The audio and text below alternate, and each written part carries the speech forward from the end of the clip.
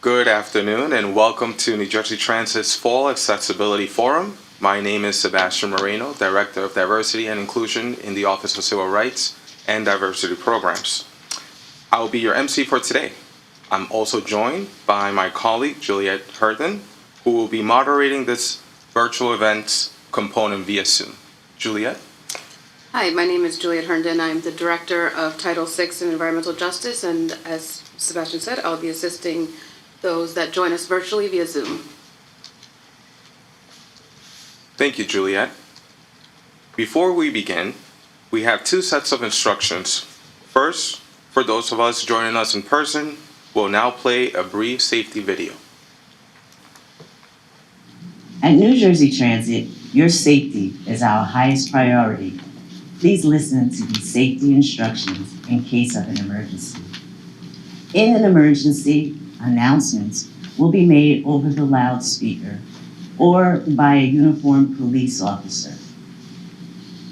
The primary exit for this location is the stairwell adjacent to the elevators, which can be located by exiting the boardroom and proceeding through the glass doors.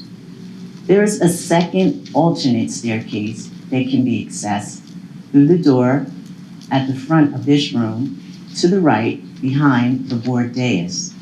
New Jersey Transit Police will administer CPR and use the defibrillator located near the elevator if necessary. Fire extinguishers are located in the front and back of this room. Please be guided by the directions of the New Jersey Transit Police and staff. As a reminder, members of the public are not permitted to approach the dais and should only share board meeting materials with New Jersey Transit staff at the reception desk. Thank you and have a safe day. Our second set of instructions is for our virtual audience connected via Zoom, courtesy of our Zoom event manager, Christian Sandino. Christian? Good afternoon. My name is Christian Sandino, and I'll be supporting the Zoom portion of today's Accessibility Forum.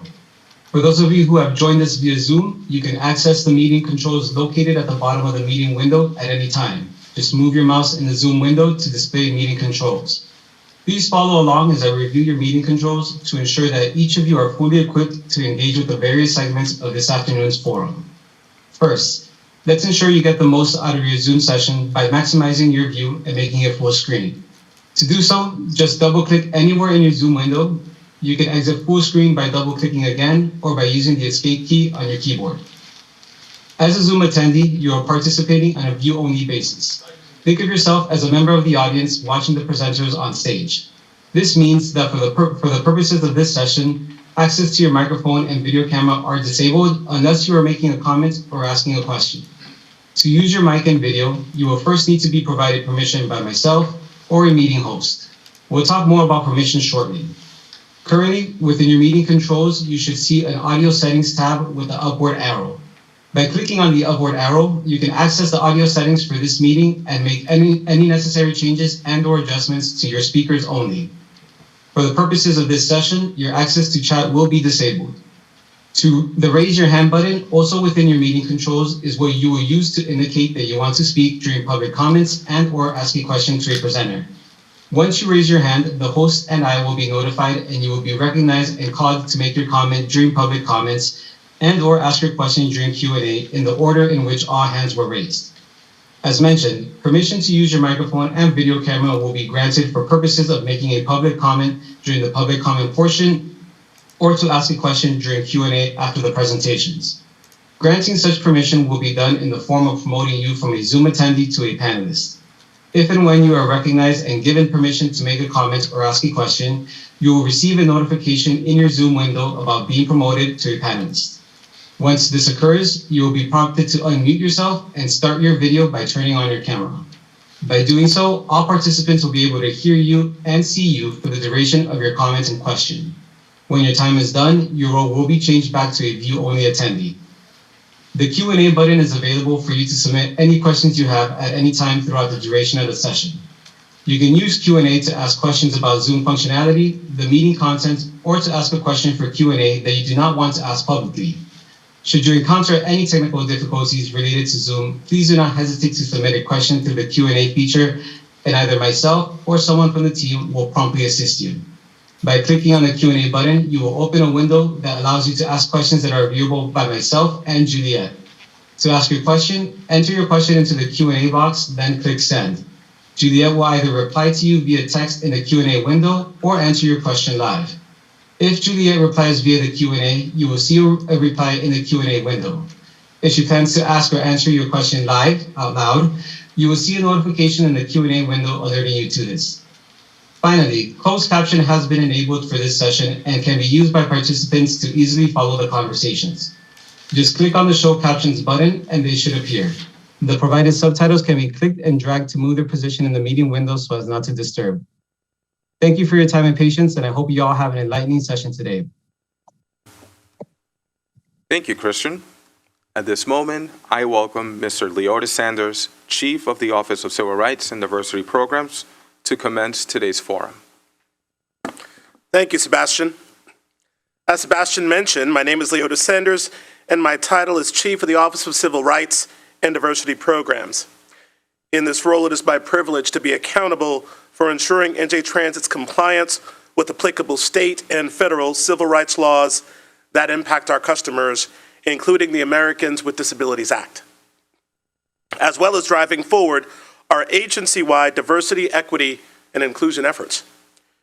To those joining us in person, those of you who are attending this event remotely, on behalf of NJ Transit's executive management team and the more than 11,000 employees who work within our organization, it is my pleasure to welcome you to NJ Transit's Fall Accessibility Forum.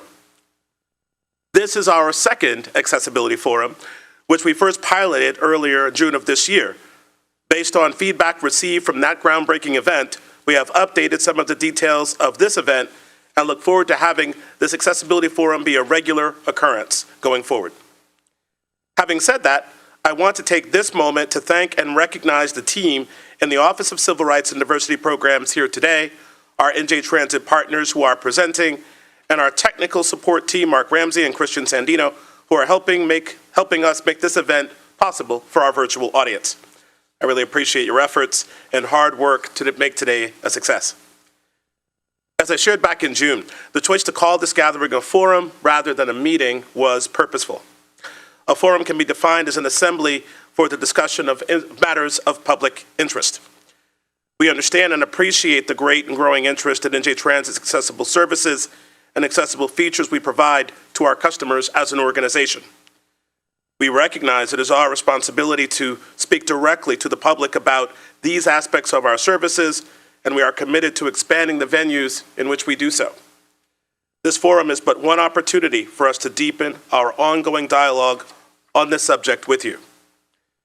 Today, we not only get to hear your specific interests and concerns on the subject of accessibility, but also we get to share in a detailed way what we provide in terms of accessibility, how we are improving on what we provide, and those innovations we are exploring for the future. As I mentioned in June and remains true today, this Accessibility Forum is our way of saying, in a loud and unmistakable voice, to our customers with disabilities and their allies and advocates, we see and value you. Your needs related to our services are important to us, and we see being responsive to those needs and exceeding your expectations as an integral part of our goals and mission. We are grateful to have this opportunity to hear your feedback on how we perform when it comes to serving our customers with disabilities and to share our efforts to improve our services once again. Having this forum and the opportunity to engage with you in this way is a function of the visionary leadership that drives this organization forward. Our president and CEO has made inclusion and accessibility important aspects of everything we do at NJ Transit. It is my pleasure to welcome to the podium our president and CEO, Kevin Corbett, to provide opening remarks and officially kick off our forum today. Kevin. Thank you, Leo, and thanks everyone for participating in present or online. And I would like to thank, particularly all the work. I think anybody who's worked with Leo as head of Chief Civil Rights and Diversity Officer, but in many other capacities with the SERGs, everything else you've done for the organization, Leo, can't thank you enough, and certainly Sebastian and Juliet, the team, Chris, don't want to leave you out. So really, it's forgive anybody I did leave out, but really appreciate everything you've done, and the entire Office of Civil Rights, and certainly our presenters today. I think, as some of you may remember, I did, I think, Leo, it was only this spring where we had our first ever accessibility forum, and I was honored and pleased that I could be able to open the opening remarks at that one, and certainly pleased to be back here again today for our second forum. I think the fact that we are holding a second forum just 6 months after the inaugural one, speaks to our commitment from the highest level of our organizations right down to accessible public transportation in New Jersey. While there's certainly much work to be done, and I'll speak to that in a minute, I think that the commitment is evident in the tremendous strides we've taken towards a more accessible NJ Transit since 2018. I think when discussing accessibility, the obvious focus often with other CEOs from transit agencies is on the infrastructure side. And when I arrived here in 2018, we had no strategic plan, we had no 5-year capital plan, and certainly over the first few years, we developed both with a focus on ensuring that the infrastructure of our entire system, bringing that up the grade, focus on improving infrastructure to enhance accessibility system-wide. And we are certainly the largest statewide transit system and the second largest in the country. And so that's not an insignificant task. And I think, a couple of notes of where we've done with that. We created a 5-year capital plan that included installation of throughout the system. And already in this past year, it takes some lead time to get those improvements in the infrastructure. But a couple of examples I'll mention. This year in April, I joined Governor Murphy to break ground on Perth Amboy Station, where construction is now underway to make this station fully ADA accessible. Construction is also underway at our Lyndhurst Station to install high-level platform, a new fully ADA accessible station building, and new elevators at both station buildings. Our 5-year cap plan also includes installation of new elevators at Roselle Park to make it fully ADA compliant. We had a big announcement just a few weeks ago. New Brunswick, same thing, major improvements in New Brunswick Station. And I won't go through the list of all the physical improvements throughout our system. But I think that really shows the commitment. But the reality is, our system, some of the stations, on my line, the M&E, go back to the 1830s. So, if you look at, low-level platforms, with the number of stations we have around the country and the cost of doing every station, bring those up, you're talking billions of dollars and certainly a decade or more. So, I think it's important that we realize why we want to aggressively move that, and we hope to get more federal money, be able to capitalize on those infrastructure improvements. It doesn't mean you wait a decade. Where the opportunity is, and I think since we've been here, you really see that to leapfrog a lot of the efforts here, you really need to switch and focus heavily on technology. What could we do on the technology side to improve every aspect of our service, particularly for accessibility? And I'll give a few examples of that. Hopefully some of you have noticed it. 2019, we introduced the Access Link Online, which allows customers to schedule rides, check estimated time of arrival, pick up vehicles, and prepay fares electronically through our Easy Wallet feature. In 2021, we introduced a dedicated Access Link mobile app, which provides a user-friendly interface for making, canceling, and monitoring reservations. And this year, we launched 2 new technology initiatives focused on improving system-wide accessibility. The first is through our partnership with Magnus Mode, which helps autistic and neurodiverse customers navigate our system using a free mobile app named Magnus Cards. And also this year, we introduced a redesigned, streamlined, and far more useful and user-friendly accessibility webpage, which is available at njtransit.com/accessibility.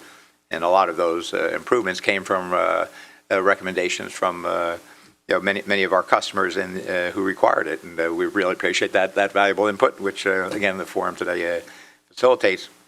I think there are a lot of other aspects or details I could point out, but I think overall, just hope it's clear to everyone here that NJ Transit is indeed fully committed to continuing our work to maximize accessibility to public transit for all those who depend on it. And indeed, that commitment is front and center in our 10-year strategic plan, NJT 2030, as one of our 5 key overarching goals is to power a stronger and fairer economy for all communities in the region. And certainly that accessibility is a key part in making sure that we meet that goal. I believe forums like this are really important that to get and really encourage and reach out and let people know. We have these forums. Please try to get as many people to attend. We really value that input. And I think appreciate again everyone coming out, and certainly seems appropriate also to be able to wish everyone the happiest of holidays as we're coming in the next few weeks, and it's certainly a great post-pandemic 2023 coming ahead. So with that, Leo, I'll turn it back to you. Thank you.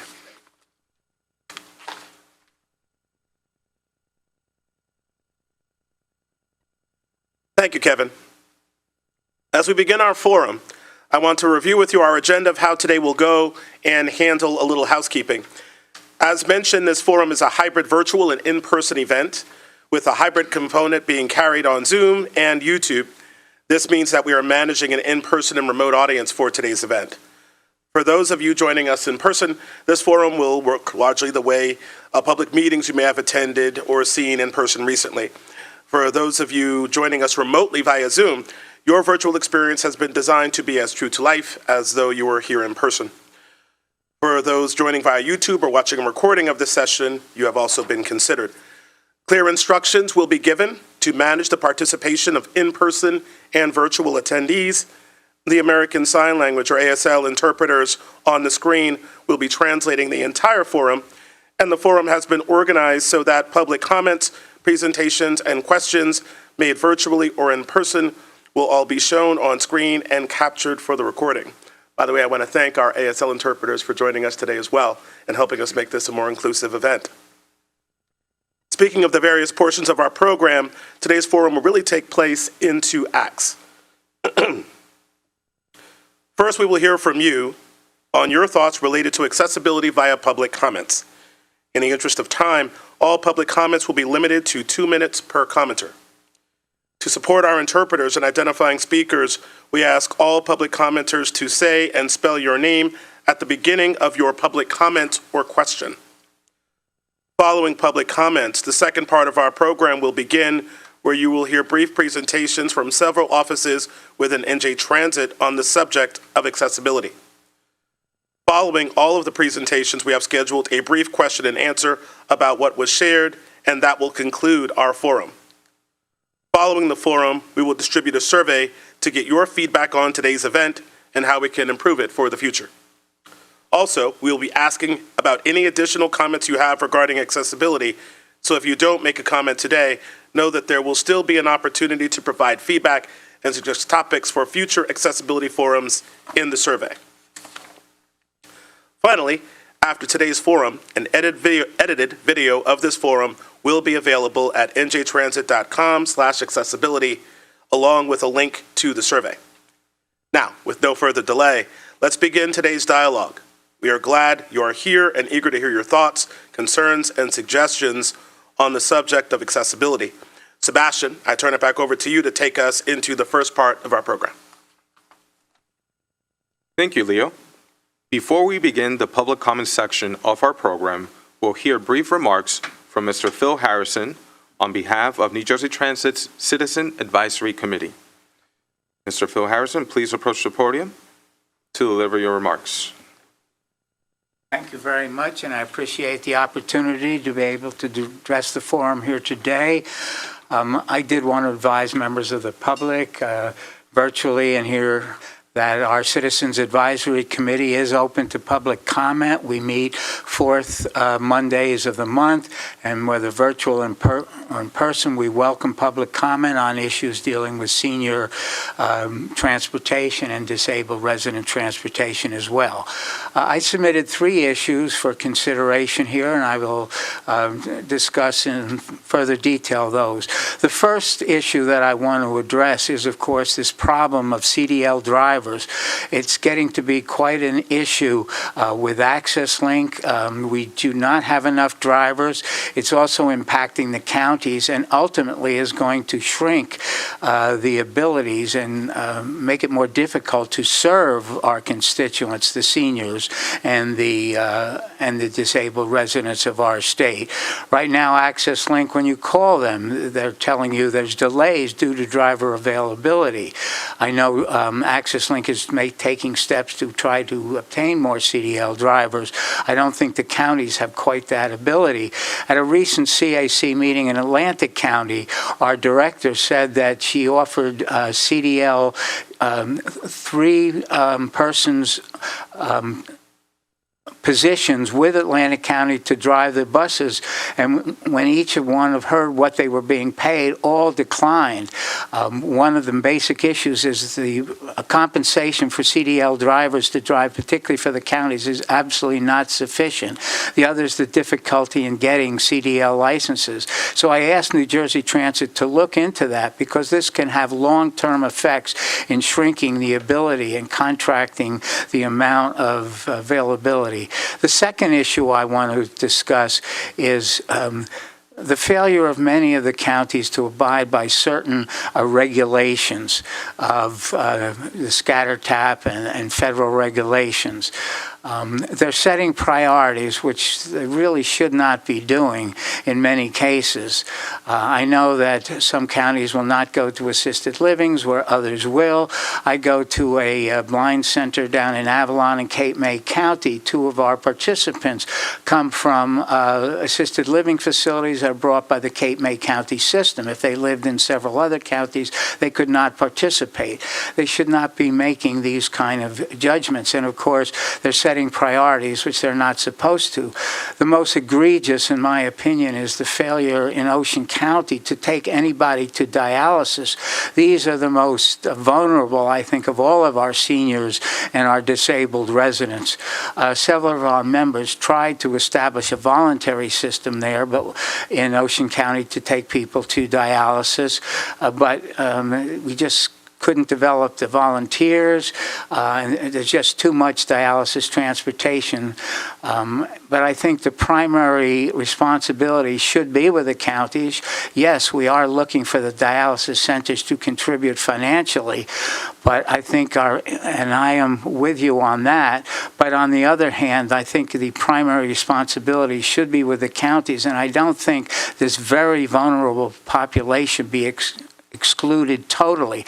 And this has spread to Monmouth County as well, where we have found out that now in Monmouth County they are taking no new dialysis residents, no new dialysis patients to their dialysis centers. They are grandfathering the ones that are there. But with the problem of the reduction of drivers and the probable contraction of services by the counties, if this is allowed to continue, it may spread to other counties. Because if you can not take the dialysis patients, which are probably the highest volume in ridership, you can maybe meet your quotas that you need with your contracting services with less drivers. So I'm asking New Jersey Transit to look into this to see what can be done to provide services to dialysis patients, particularly in Ocean counties, Monmouth counties, and so that it not spread to other counties, because these are the most vulnerable. The last item I wanted to mention involves Access Link. Now, Access Link scrupulously follows the federal regulations to provide services. But one thing in spirit they do not do is allow you to arrive at your destination at the time that you need to arrive. If I take a New Jersey Transit bus, I look at the schedule and I know when I can arrive to make my employment, to make my meeting, or even lunch with Aunt Sally. But if you take Access Link, there's no way you can be assured that you can arrive on time. They're allowed to give you, and There's nothing wrong with this. They're entirely in conformance with federal regulations, but give you an hour before, an hour after. I travel frequently from Northfield to Marlton, about an hour's drive by car. I've done it in Access Link an hour and a half. I've done it in Access Link in 3.5 hours. I have gone from Northfield up to Caldwell. I've done it in 4.5 hours or 7.5 hours. There's no way you can know how to get there. Many of the riders on Access Link are late for work. They cannot judge when they arrive. Now, when I call Atlantic County Transportation to get a ride, they ask me, when is your appointment? I say, I have to be there at 11 o'clock. So they tell me, okay, your pickup window is 10 to 10:30. And many the counties do this. They allow you to set your arrival time, just as you can check your bus schedule, your train schedule, your airplane schedule, so that you can get where you want at the time you need. And this is not a novel idea. Many of the counties are doing it. I know they do it in New York City and around the country. Access Link has used technology in many areas, and I ask that they look into seriously allowing the possibility of the rider selecting his arrival time so that people can get to their destination at the time they need. We are getting many complaints about people not getting to work and not getting to meetings in time. I was picked up by Access Link well within my window, and Access Link does their best and doing very well to get people within their window. We drove around for 15, 20 minutes, picked up other people, then drove right by the place where they were picked me up. So it was obvious to me that they want to make sure they get you in your pickup time, but the arrival time is irrelevant. It is not irrelevant. So I asked Access Link to look beyond the box, to use the technology that they have to try to establish a system where the rider can get to his time when he or she needs to arrive. Now, I'm not specifically talking that we don't want long rides. Certainly, we don't want rides that are 2 or 3 hours when it's only a 15-minute drive by car, but that's not what I'm asking. What we're asking is there's no guarantee, but at least a reasonable probability that get to their time when they need to get to their time. I thank you very much for this opportunity to address the forum, and I ask that you consider these issues seriously, as well as those who will be calling in. And again, thank you very much. Thank you, Mr. Harrison. We will now start our public portion of the program. During this public comment session, we'll be receiving comments from attendees related to accessibility at New Jersey Transit, or any topic you wish to share with us related to New Jersey Transit's programs and services. Please note, this will be the only time during the forum we are accepting comments from the public. As Leotis mentioned, the public comment session is not interactive. Therefore, we will not be responding to any comments or questions made at this time.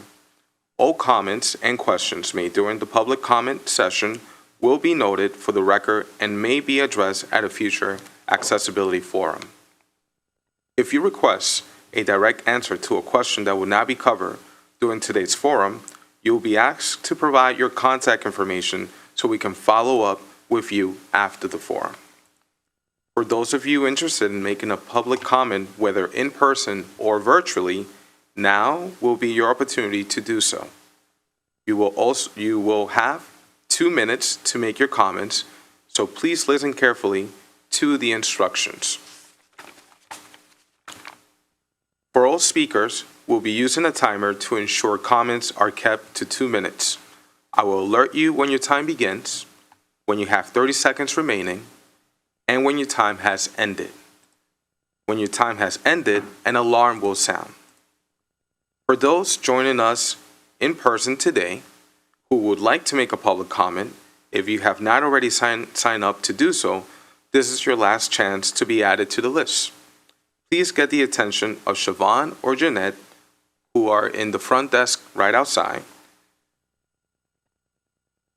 and your name will be added to the list of commenters. We'll call you in the order you sign up. Once you're called up to the podium, I will notify you when your time begins, and when you have 2 minutes and you will have 2 minutes to make your comments. When the alarm sounds, you can finish the sentence you're on, and I'll thank you for your comment and call up the next speaker.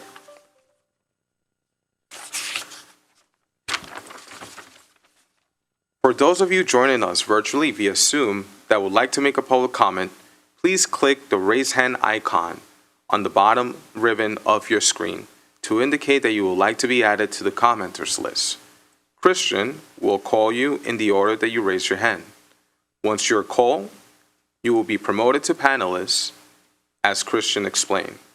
Once we confirm your mic and camera are open, I will notify you when your time begins, and you will have 2 minutes to make your comments. When the alarm sounds, you can finish the sentence you're on, and I will then thank you for your comment, and you will be returned to the attendee status. Christian will then call up the next speaker. When you begin, please introduce yourself with your name, and if you're here on behalf of an organization, please provide the organization's name. We ask that you spell your name and your organization's name so it can be used by our sign language interpreters when you speak. As a reminder, no questions will be answered during this period, and all comments from the public will be limited to 2 minutes. Now we'll begin our in-person public comments.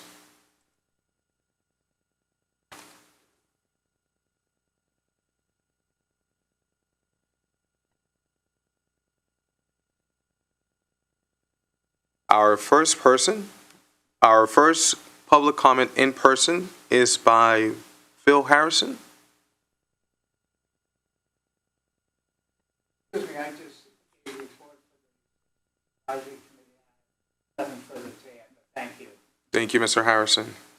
Our next in-person speaker is Mr. David Peter Allen.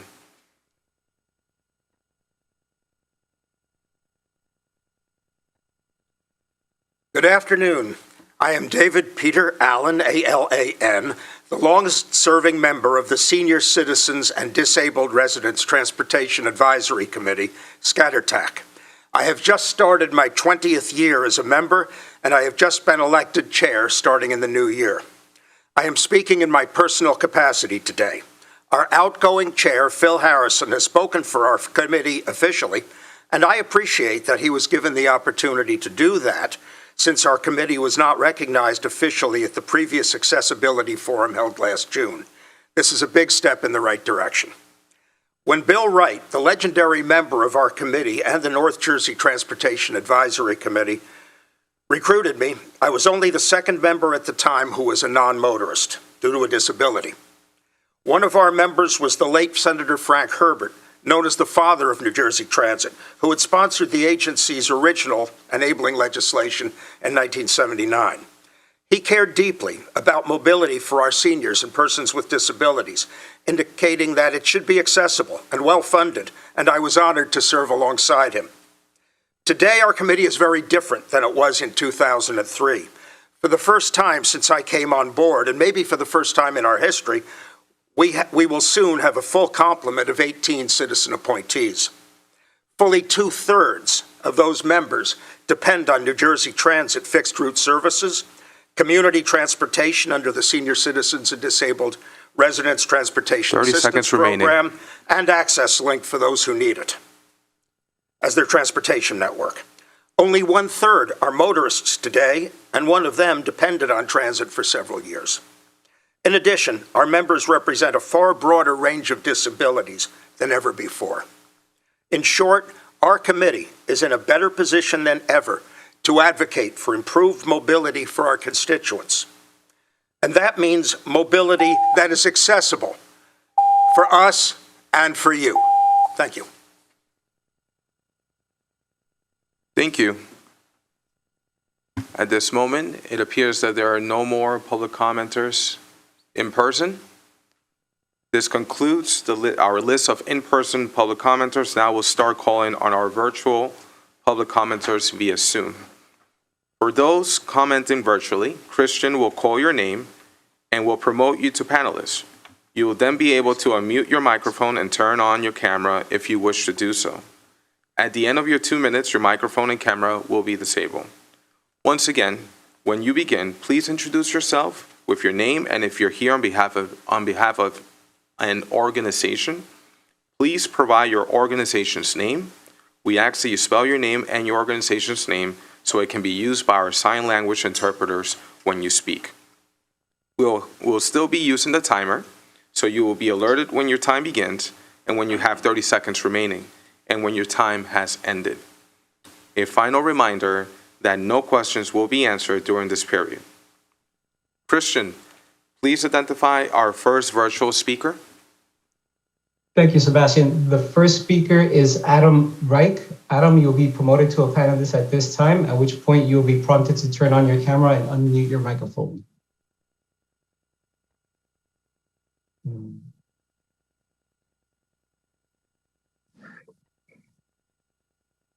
Good afternoon. Adam Reich, Adamreich. Your time begins now. Okay. In the past few months, with the lifting of the mask mandate on board New Jersey Transit, we've had a number of riders comment and say that because of conditions like immune system deficiencies or other risks of serious health outcomes, adverse health outcomes from a COVID-19 infection, that they're unable to ride the system. New Jersey Transit has thus far said no to the idea of a mask car option. However, it's problematic to say that we care about accessibility and inclusion if we're not then going to work to facilitate some alternative. It's important to note that the ADA and New Jersey's law against discrimination do take a broad construction of disability. So certainly some of the people who are telling you I have a physical impairment that prevent me from riding the system need some sort of accommodation. And I don't see how trying to do something on a case-by-case basis work when, let's say, somebody misses a train or you have a train canceled. It's also important to note that the Commonwealth of Virginia in the recent days had to enter into a legal settlement on ADA claims involving masking requirements to cater to the needs of disabled individuals in the education context. New Jersey Transit needs to review the ADA and LAD obligations again, if it hasn't already done so. It needs to offer a dialogue. Today's forum needs to include a panel, a discussion on the needs of immunocompromised. You have 30 seconds left. And those with other physical conditions who have said they cannot ride because of their health conditions. Otherwise, this just strikes me as talking about what we want to talk about and what we need to talk about. We are still in a pandemic. We are seeing case numbers rise. We still have riders calling in and saying, I can't ride. It's simply unacceptable and inconsistent with the notion of trying to make the system inclusive and accessible if you're not then going to engage these riders in some manner and offer either this forum or a meaningful alternative over time. It's not good enough to say no. You have to work with people. Again, we wouldn't accept saying no to people with mobility issues. You can't ride the system at all because it would impose a burden. We need to find some sort of reasonable accommodation. Thank you for. So please. Sorry, you may finish your comment. So please, again, include an opportunity to discuss the needs of those with physical conditions who aren't presently able to ride the system during today's forum, or offer a meaningful alternative in the coming weeks. Thank you for your comment. Christian, who is our next virtual speaker? Our next virtual speaker is Sally Jean. Sally, you'll be prompted to become a panelist, which you should accept. If you're unable to, I will go ahead and give you permission to speak as an attendee.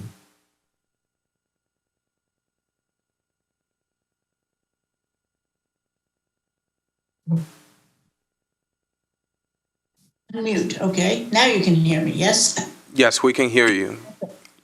Hi, yeah, Sally Gellert, Woodcliff Lake, Lackawanna Coalition. Your time begins now. Yeah, does weird stuff. No, Anyway, thank no you to New worries. Jersey Transit for this forum. Already, the Zoom for most people was an improvement. The last time was a mess. We're so glad that you take it accessibility seriously. Appreciate this opportunity to address you and the public. A few months ago, the Lackawanna Coalition mentioned the sad, dirty state of train windows on many New Jersey rail cars. It was stated that New Jersey Transit was going to put, I think, $8 million toward replacements. We wonder how the windows were allowed to get so bad in the first place, what plans you have for monitoring the situation in the future, and note that today we still see a lot of dirty windows or windows not transparent due to graded materials. In addition, signage on rail cars and on buses, it's very important that the next stop be noticed and be accurate for those with hearing disabilities who don't hear the announcement, and vice versa, that the announcement is laudable and clear for those who have disability problems. Looking out the window at a train station, you need the signage to be visible out the windows. You need just to be able to see out the window, to see the buildings that you may recognize from previous trips. But it's, of course, especially important for people on a new line who don't know where they are. I'll quit there. I didn't get a chance to really write a detailed statement, but that covers the basics. Thank you very much for this. Thank you. Christian? All right, the next speaker is Sarah Thompson. Sarah, you're going to be prompted to unmute at this time. Hello, can you hear me? Yes, your time starts now. Thanks. I cannot turn on my video, but it's okay if that's all right for everybody on your end. Regardless, thank you for hosting this important conversation. I would like to echo Bill's comments, David's comments, as well as Sally's comments related to access link issues and issues of accessing NJ Transit as somebody with a disability. I've spoken before about how, as somebody with a disability who cannot hear very well and wears hearing aids in both ears, it's incredibly difficult to navigate NJ Transit. And not only is it incredibly difficult for me, but it's incredibly difficult for a lot of other individuals with disabilities similar to me. I've talked to numerous individuals who just flat out try to avoid riding NJ Transit because they cannot navigate the system, because NJ Transit is not compliant with the Americans with Disabilities Act. Additionally, the app does not provide, the NJ Transit app does not provide any accessibility options either, and it's incredibly difficult to understand where I am on the train line. By happenstance, I was riding on the North Bergen line, where I usually ride on the Northeast Corridor or Morris Essex line. And the North Bergen line has trains that actually provide information related to the next stop.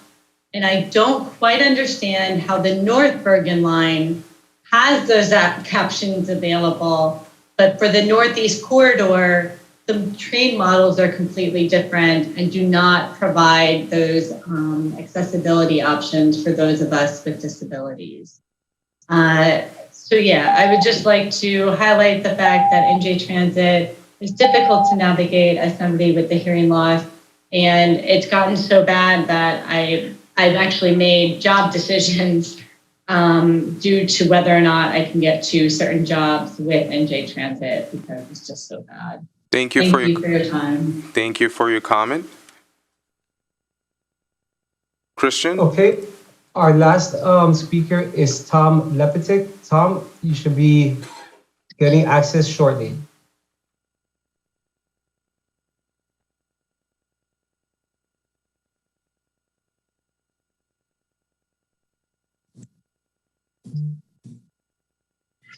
Hey, my name is Tom Lebetich. I wanted to make sure you could hear me. We can hear you, and your time starts now. Once again, Tom Lebetich, Lepetich. I'm the chairperson of the Council of Nephrology Social Workers of New Jersey. So basically a council of social workers that work at dialysis clinics and at transplant centers. Once again, I'd like to reinforce Phil's concern, especially in Ocean and Monmouth County, about the lack of the county transportation available to dialysis patients. The other is that just South Jersey in general, not having much public transportation. I have no idea if you're able to go further than the 3/4 of a mile from a bus route. It's sometimes, especially like Salem County, it might be 3/4 of a mile from a person's front door to their road. So that restriction just makes public the use of Access Link down in those areas untenable for many people. Never mind the other concerns that are there. So once again, that's about it on my what I have to say. Just reinforcing the concern, especially in Monmouth and Ocean County, for the lack of transportation for patients on dialysis and the burden it's caused on the patients. You have 30 and seconds their remaining. families.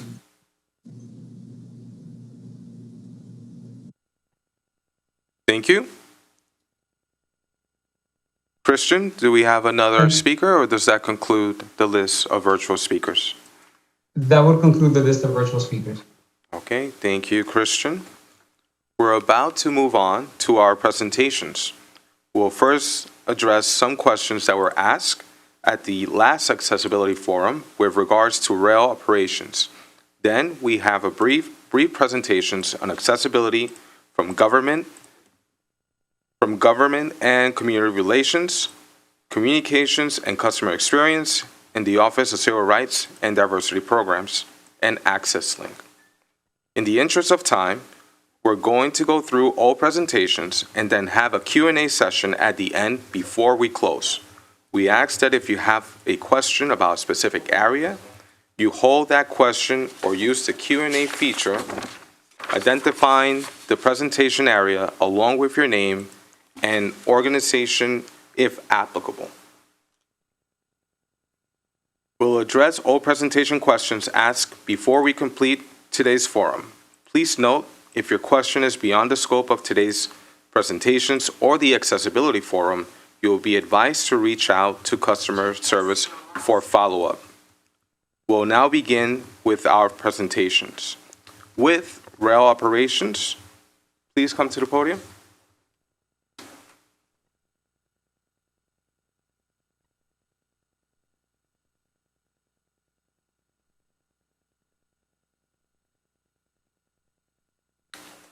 Hello and good afternoon. My name is Jack Trabacchino. I'm the Senior Director of Rail Service Planning at New Jersey Transit. And I'm here today to update you on 4 rail follow-up questions from this spring's Accessibility Forum. Those follow-up questions are, first, what can be done to allow more time for customers to get to the platform when there is a sudden change to the track that the train is arriving on? Second, what is being done to address boarding from low-level platforms where the first step is high or very high? Third, what efforts are being made to improve the clarity of onboard announcements to better identify which car to exit from when not all doors will open? And fourth, what can be done to clean or repair windows that are difficult to see through, either because they are dirty or damaged? So I think what's important about each of these questions is that they are they exist beyond just an accessibility context. These are actually issues that affect every customer who rides a New Jersey Transit train. And I think it's very productive that we have an accessibility forum that brings these questions to the fore because they actually improve the quality of our service for everyone. Regarding platform changes, our question of what can be done to allow more time. Basically, with the exception of Penn Station, New York, our trains are scheduled to operate to assigned station platforms, and we do that, for very deliberate reasons to facilitate connections and facilitate routine. Our train dispatchers make every effort to adhere to that schedule. However, there are track changes that sometimes occur with short notice due to unavoidable circumstances, either an operational problem with the train or another type of infrastructure or station issue. In most cases, or all cases, dispatchers will attempt to hold connecting trains for a few minutes if that's possible, without adversely impacting the rest of the train schedule. In certain parts of the system where there's a high volume of trains, particularly Penn Station, New York, and the areas between Newark and New York, a single train stopping for an extra few minutes actually has a very outsized or out of proportion impact to the rest of the service and an impact to a very high number of customers. But we will attempt to hold trains where we're able to do so. However, trains that have a signal to depart are required to do that once the crew and others supporting them have determined that all the customers have boarded. So, and I mentioned just previously that even a brief delay on a departure can have a downstream impact. However, our protocols for these situations are designed to maximize the time for customer wayfinding. So what we have is automated signage and announcements that activate immediately when trains are rerouted. So what this looks like in the field, if there's a train approaching a station and the track is changed from what that train was programmed to, the track assignment indicator will begin to flash on the signage, and an automated announcement will trigger that the train regularly scheduled to arrive on track A will today arrive on track 3. Also, to ensure that as many customers or all customers are able to access a train, our crews are required to observe access points to the platform and ensure that all customers intending to board that train have the opportunity to do so. At facilities where we have a customer service presence, our customer service staff directly coordinates with operating personnel, including train dispatchers, so that that train can be held by signal indication before it's allowed to proceed. With these protocols in place, customer feedback regarding missing trains that have been rerouted is quite rare, but that doesn't mean it can't happen. And we acknowledge that. What's important, if it does happen, is that customer service will accommodate customers missing rerouted trains, and it's very important for us to receive feedback to understand the particulars of the situation and investigate the issue. Next, we have low-level boarding. What is being done to address boarding from low-level platforms where the first step is very high? And again, as I opened with, this is something that affects everybody because it's a unique situation relative to every customer at every low-level platform. Any distance between the surface of the platform and the first step of the train can be too high depending on who the person is and what their capabilities are.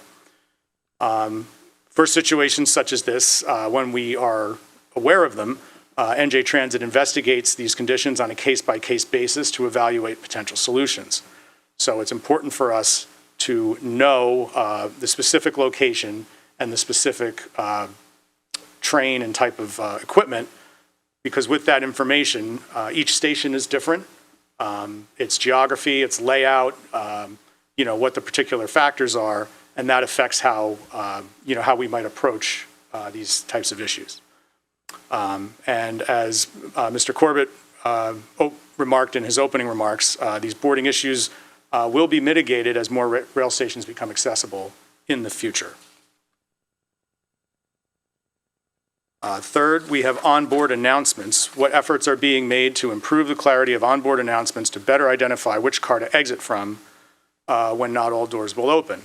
So onboard trains, we have a specific protocol for how train crews announce car numbers when they're approaching a station where not all the cars will be able to open their doors on the platform. And that protocol requires them to cite the car numbers where the doors will not open. So you will hear an announcement that says we are approaching South Orange. If you are seated in car 7001 or 7711, you must walk back to exit. So you know that if you are in car 7001 or 7711, your car will not make that platform. In some cases, train crews additionally mention that there is occasionally confusion about what walk back means. Walk back means the opposite of the direction and the train is moving. If it's the last cars and an announcement directs you to walk forward, you should walk in the direction that the train is going. If any announcement omits information or is inaudible, a crew member will be able to clarify and direct you to the next exit door. Any crew member, not just the one that made the announcement. And finally, where we are provided with information regarding situations where crew members do not make announcements or omit information, that comes directly to our rail supervision, who in the field investigate those issues using the resources they have to do that, and will re-instruct individual crew members when necessary. And finally, we heard a comment in the comment section about the windows, what can be done to clean or repair windows that are difficult to see through because they are dirty or damaged. Rail car windows are made from a specialized material designed to withstand impacts as well as allow emergency access. So that material is a thick polycarbonate material. It does degrade, or it did degrade in this case, due to wear from abrasion, the windows being washed, also from exposure to UV light, acid rain. So those things actually cause the optical quality of the windows to degrade. So that's, in most cases, not exterior dirt that you're looking through. It's not New Jersey Transit not washing their trains in most cases. It's actually the window material itself compromised, not from a safety standpoint, but from a visibility standpoint. And New Jersey Transit did pursue some options to see if those windows could be restored. We learned that they could not, and New Jersey Transit is presently pursuing options for replacing the windows on all of our multi-level fleet. And I believe that concludes my presentation, and thank you everyone for your time and attention. Thank you, Jack. Our next presentation will be by Government and Community Relations.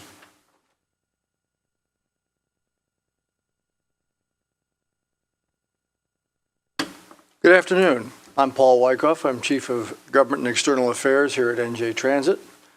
And I'm just going to give a brief overview of what government relations does and who we are. We are the department that is the liaison between NJ Transit and outside organizations and elected officials.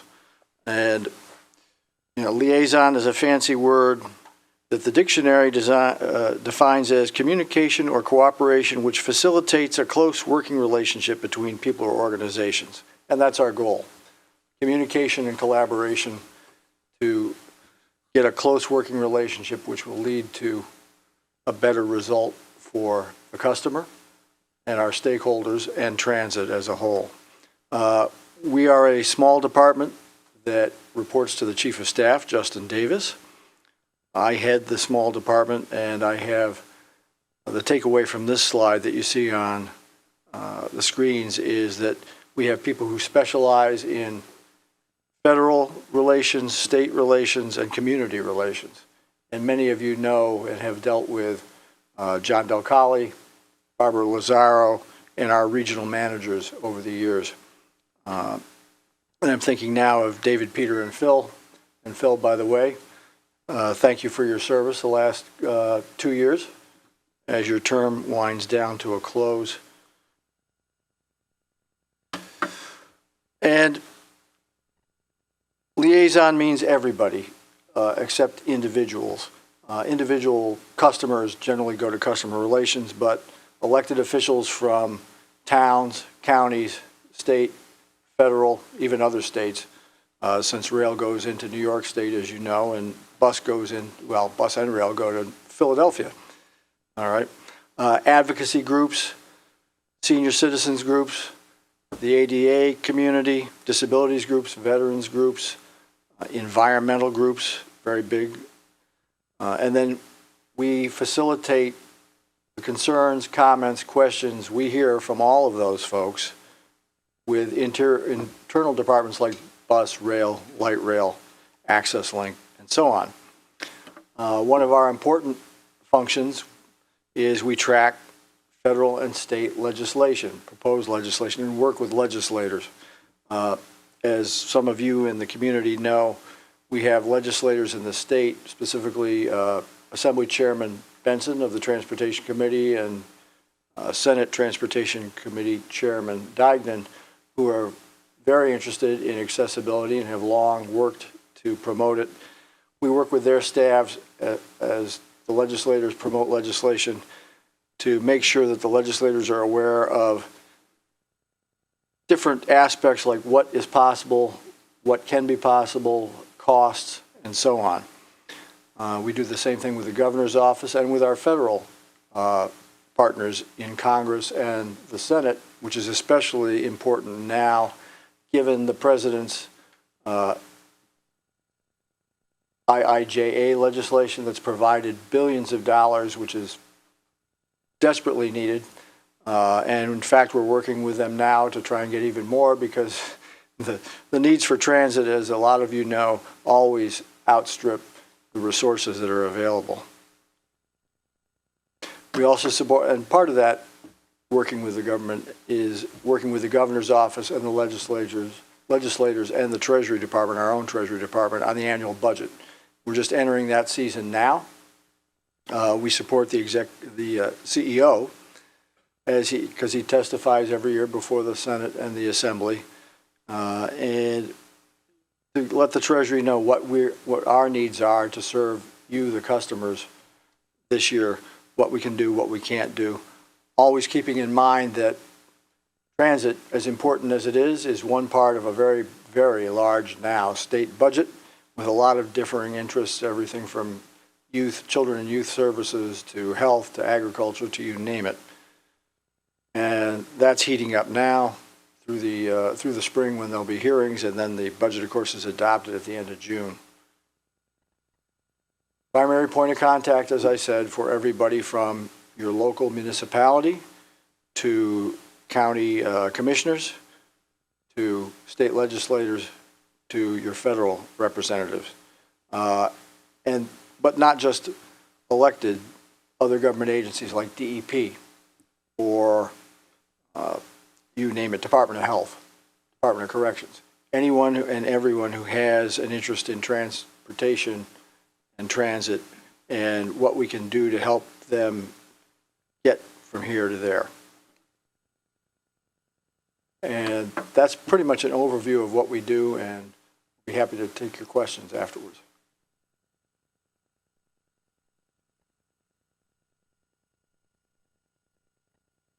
Thank you, Paul. Our next presentation is by Customer Experience.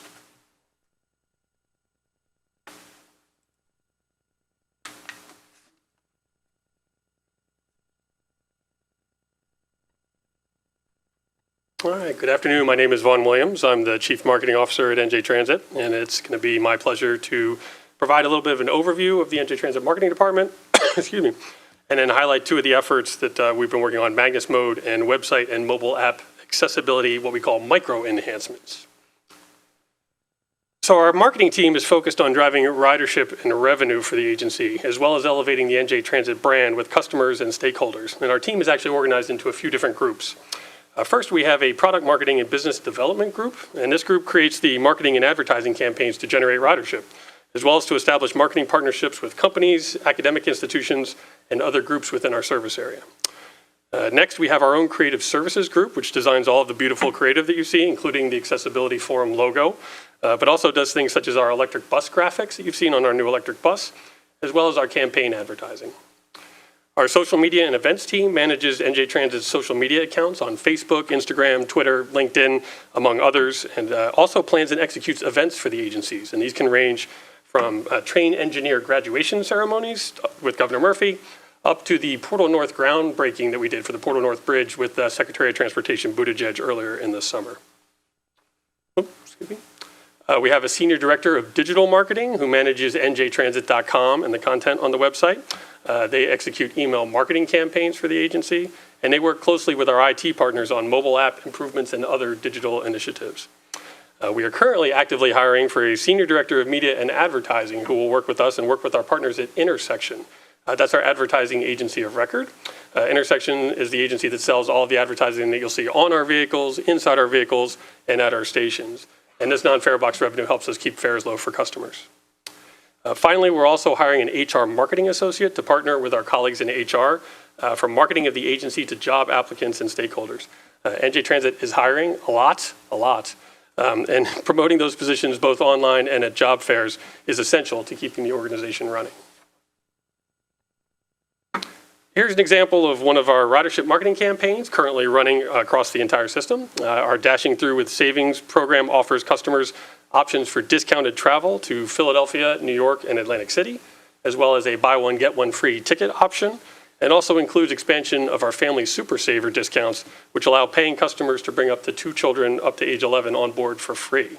A little bit blocked here on the screen, but if you go to njtransit.com/holiday, you can find that information around all those special offers. So in terms of accessibility, one of the key initiatives that we've launched this year has been our Magnus Mode partnership. Magnus Mode is the maker of an app called Magnus Cards, a mobile app that provides guides to help autistic and neurodiverse customers with everyday activities, including riding public transit and including specifically riding NJ Transit. And we've partnered with them to create 5 Magnus Card decks, or card decks, which help guide customers through their journey on NJ Transit buses. These decks provide visual, audio, and text-based information and guidance to help customers plan their bus trip, buy a bus ticket, board and ride the bus, enjoy a safe ride, and ride a bus with a mobility device. An additional fares about fares, trip planning, and navigating NJ Transit is woven throughout that entire content. Here's an example of the deck on the screen here as well. These are the 2 of the decks that we have. Again, all 5, very easy to use user interface where folks can simply scroll through and pick the deck that they need to follow, and then the cards are almost like digital flashcards in terms of the way the experience goes for customers. Magnus Cards is completely free, available on iOS and Android, and we have more information about Magnus Mode and our app and an instructional video actually on njtransit.com/Magnus Mode. And finally, I'm pleased to announce that we are in production right now of our next set of 5 Magnus Card decks. This version is going to be for riding NJ Transit trains, and we're hoping to release those in very early 2023. So watch njtransit.com and our social media accounts for that launch announcement.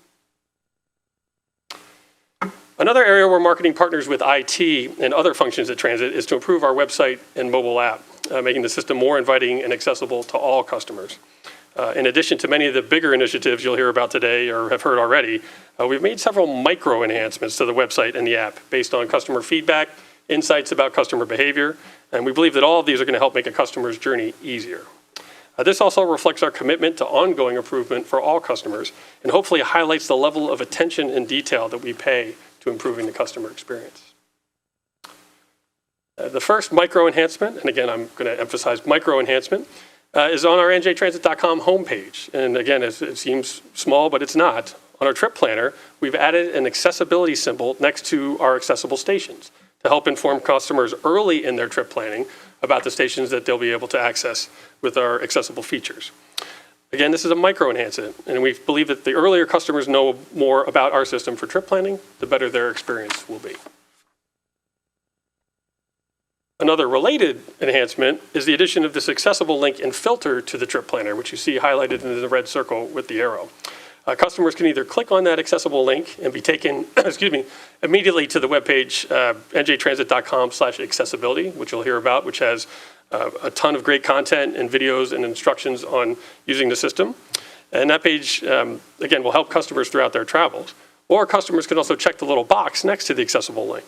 And that'll allow them to filter their trip planning results so that to only the accessible stations to help them plan a trip that is going to be suitable and meet their needs.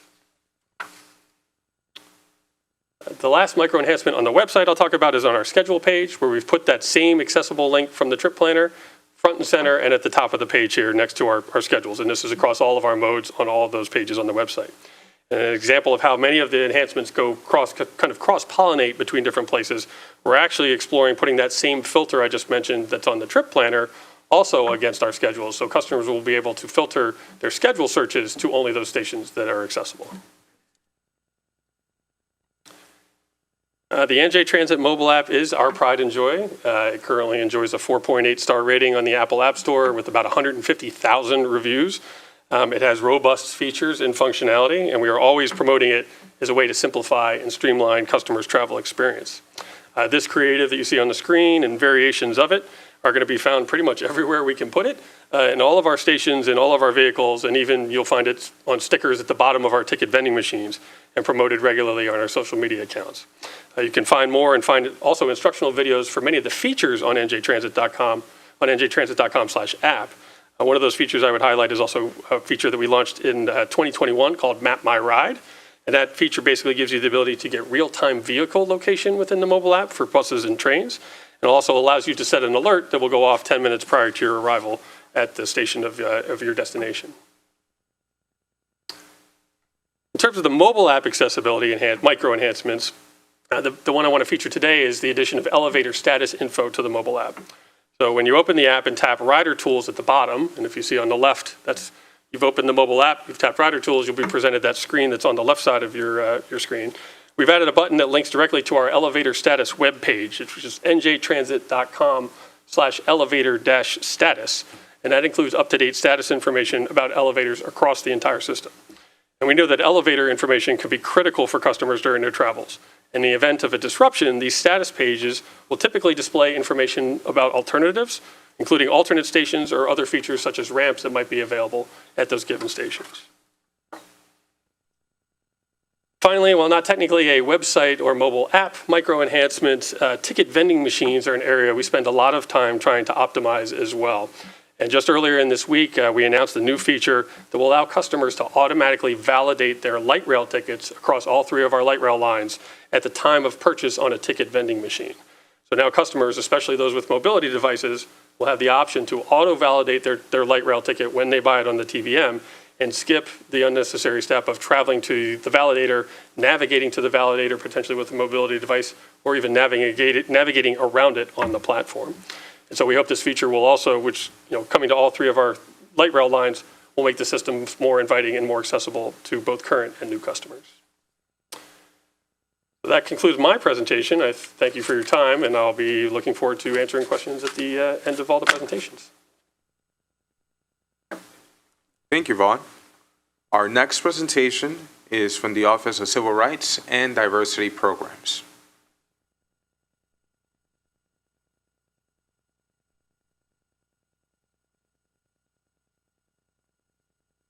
Good afternoon, everyone.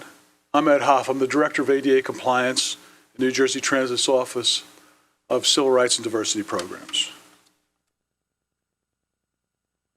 You just heard from Vaughn Williams about some of the enhancements to the website. We'll also be visiting the web page of the website that has been revamped since the last Accessibility Forum. We'll also be talking about the accessibility videos, where you can find them, and some improvements that have been made. And we received a number of inquiries about reasonable accommodation when using our services. In fact, the term is reasonable modification. We'll be talking about reasonable modification, what it is, how it works, and its limitations.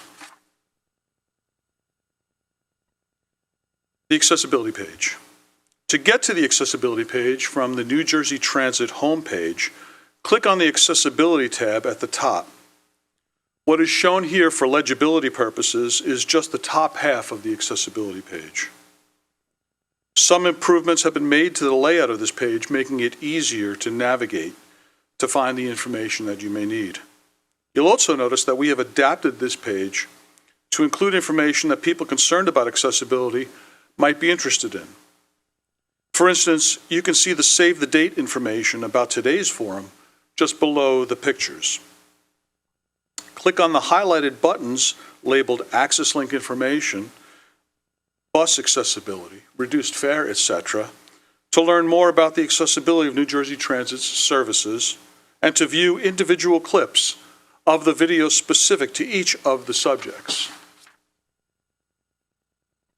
In this slide, I'm showing the bottom half of that same accessibility page, from where you can view the composite of all New Jersey Transit's accessibility videos. Another update we made is that the subtitles for each of the videos is now in the 6 limited English proficiency languages identified in our Title VI program. They are Chinese, French, Korean, Portuguese, Russian, and Spanish. To view the composite video as well as the other specific service captioned in one of the 6 available languages, click the buttons below the video. As mentioned in the previous slide, videos of the individual services are found by clicking on the specific subjects from the accessibility page. Also found on the individual subject pages and several other areas on the website is this statement about reasonable modification. If you need assistance, accommodation, or reasonable modification with any of New Jersey Transit services, please see a New Jersey Transit representative or simply click on the hyperlink that says Contact Us. The hyperlink will bring you to the customer service page of the website. So what is a reasonable modification and how does it work?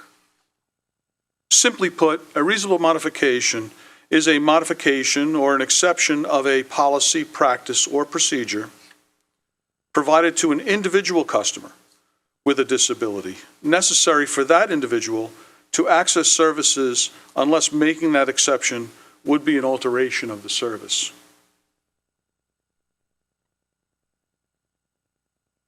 Requests for modifications are made routinely by customers and granted when appropriate. Requests are usually made on the spot at the moment at which the customer is using the service. While some requests for a reasonable modification are appropriate to be made in advance, the vast majority can be handled at the moment of service. For example, a customer using a mobility device wants to board the bus even though there is sidewalk construction or snow preventing them from boarding in front of the bus stop. In this case, the customer can request the operator move the bus slightly so that they may board from an accessible area nearby. And of course, requests must be feasible and may be denied under certain circumstances. There are 4 grounds on which a requested modification may be denied. 1, if it would constitute an alteration of the service, such as requesting a ride in a dedicated and specific vehicle. Number 2, if it would create a direct threat to the health or safety of others. As an example, a request that would require a driver to engage in a hazardous activity in order to assist a passenger. Third, if it would not be necessary for the full use of the services, programs, or activities. For example, the modification might make transportation more convenient for the passenger, who could nevertheless use the service successfully to get where he or she is going without the modification. And 4, if it would cause an undue financial burden or administrative burden, such as hiring an additional and/or specialty personnel.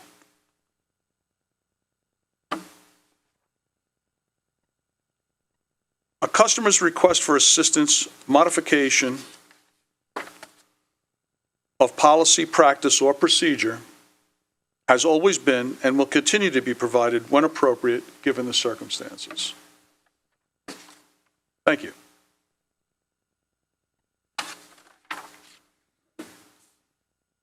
Thank you, Ed. Our final presentation will be by Access Link.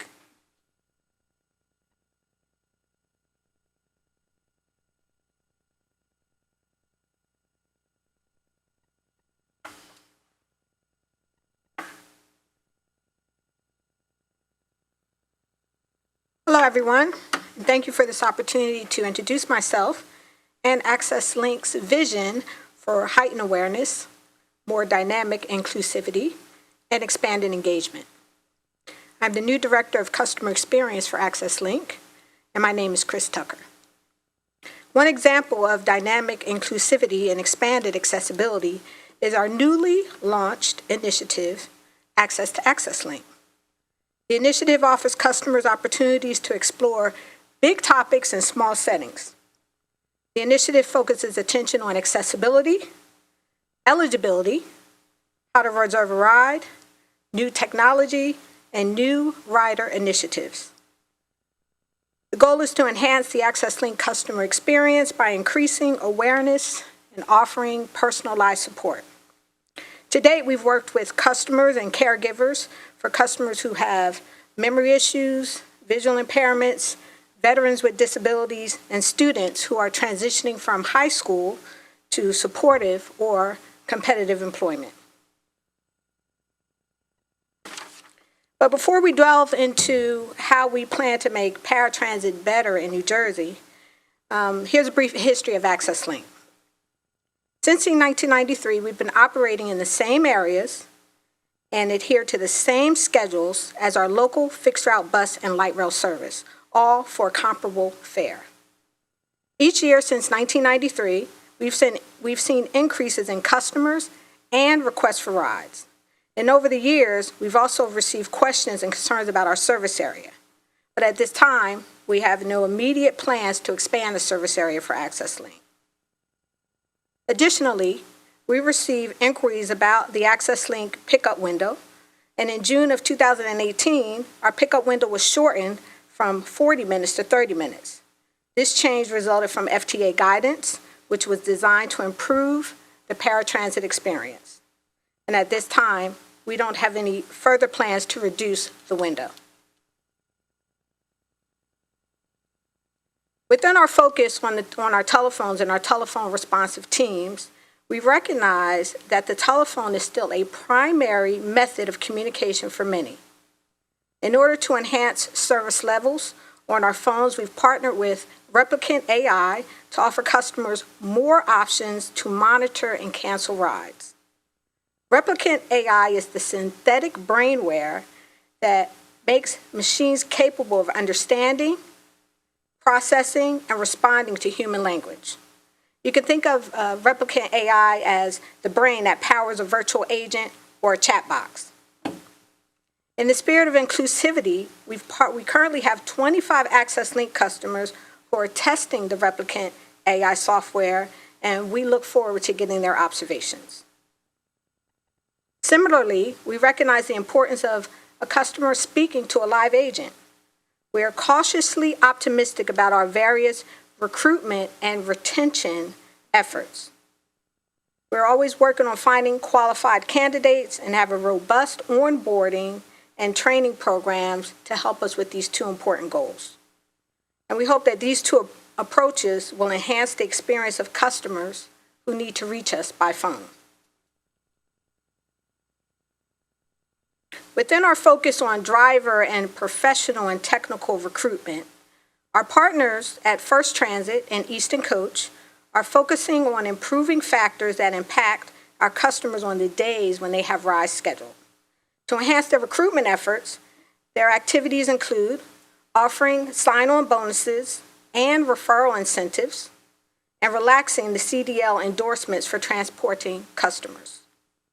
Collectively, we're looking to partner with transportation network companies to help reduce the long ride times and the late pickups and late drop-offs that some customers are experiencing. Exploring technology to help to make AccessLink better has been another area of concentration. And to date, we have successfully launched Easy Wallet, which is electronic fare, AccessLink Online, and the AccessLink mobile app. Both offer customers additional reservation options. We have digital reservations, which offer customers without smartphones another reservation option. And customers who opt not to use any of these options can still call and receive assistance from a live agent. And as I mentioned previously, the Replicant AI software that is currently being tested will be another option for monitoring ride status and canceling rides.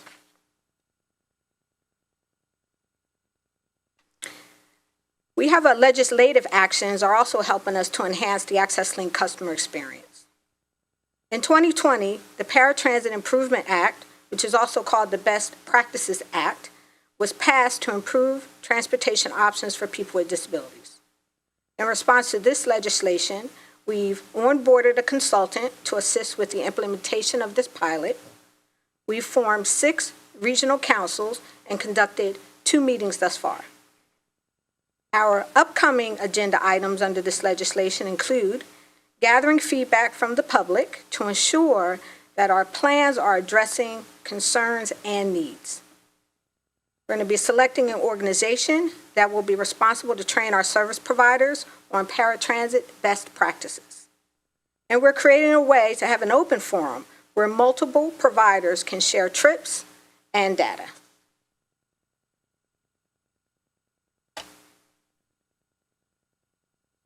Providing information about services that may be of value to AccessLink customers has been important since I joined the team back in 1997.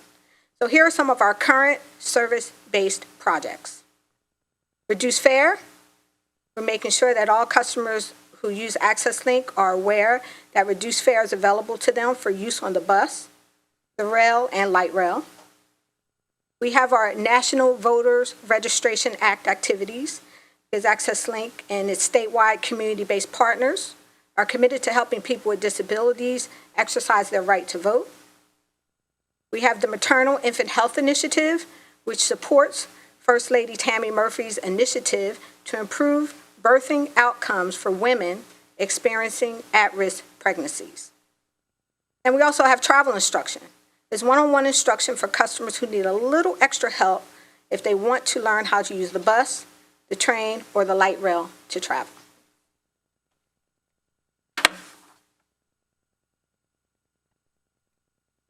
In summary, as the Director of Customer Experience, I will be exploring the customer relationship from a current, new, and potential perspective.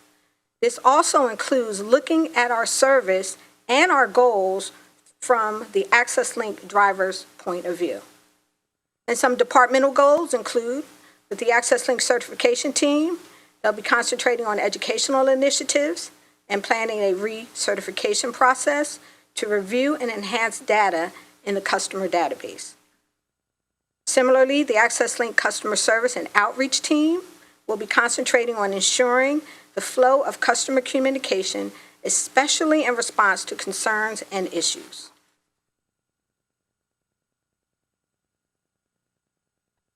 In closing, we look forward to hearing from our customers and their caregivers. Over the years, the input that we have received has been valuable as we strive to make AccessLink better for everyone. And I encourage everyone to participate in our surveys and to send commendations and concerns via AccessLink Online or through the mobile app. Thank you for your attention. Thank you, Chris. That completes today's presentations. We'll now start our Q&A session. For those of you who want to ask a question, whether in person or virtually, now will be your opportunity to do so. During this session, please ask questions based on the presentations you received today. Direct your question to the area or presenter for the purposes of clarity. Any questions asked beyond the scope of these presentations today may be addressed at the next Accessibility Forum or will be referred to customer service for follow-up. For those attending in person today, if you wish to ask a question, please form a line directly across the podium in front of me. Okay, it appears that there won't be any. The podium? Over here, Phil.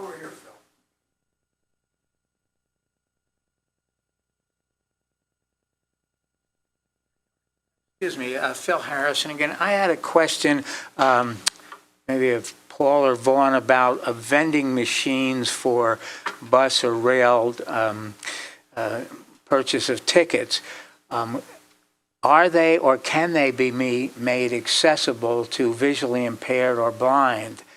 And if you can't use the vending machines to purchase your tickets, can they be purchased on board without penalty?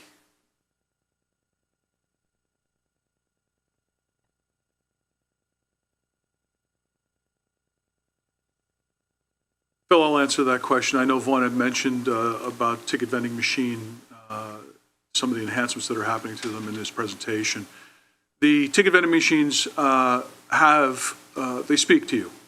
They actually could speak to you. When you first approach the machine, it says, "Welcome to New Jersey Transit," and you can stay in that mode, that speaker mode. So any function, it tells you where the functions are in the machine. There's even a tutorial that can speak to you and tell you the layout of the machine and where the different functions are. So they are accessible. Okay, thank you. I'll give that a try sometime. Yeah, absolutely. Thank you.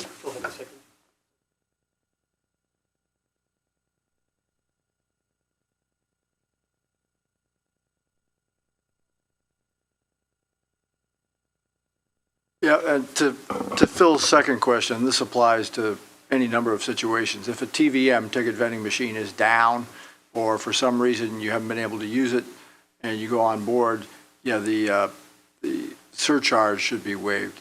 I believe that's correct, right, Sean? Yeah.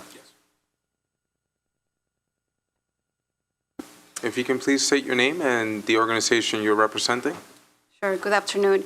My name is Diana Calle, and I am the director for the Union County Office for Persons with Disabilities and Special Needs. This is my first time attending these meetings, and I'm very excited. All of you have been doing such a phenomenal job when it comes to attending the needs of people with disabilities and special needs. So on behalf of that, thank you.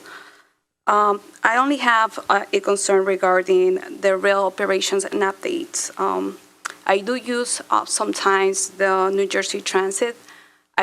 Sometimes I see these announcements are made in the trains. My question is more like, what if I have a hearing impairment, and if I'm missing such announcements when these doors are closed, what will happen to that person? And the second thing is, again, regarding when some of these cars, the trains the doors are closed. If I have a visual impairment, sometimes, especially when you're coming from New York City, those trains are packed. And imagine a person navigating, trying to get close to the car with the open door. How would be the guidance of these crew members to that person who has a visual impairment? I think those are my two concerns when it comes to the persons with disabilities navigating to public transportation, especially the ones of hearing impairment and visual impairment. And so far, that's the only question or concern that I have. Thank you.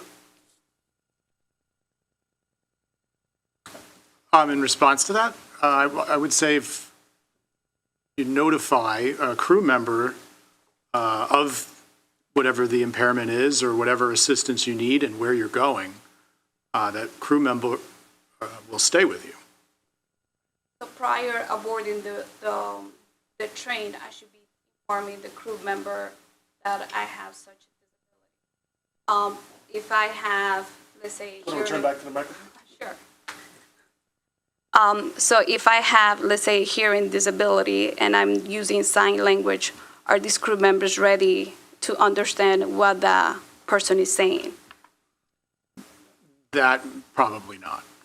But if there is a way for you to communicate to the crew member, either by writing or indicating that there's an impairment or a special need,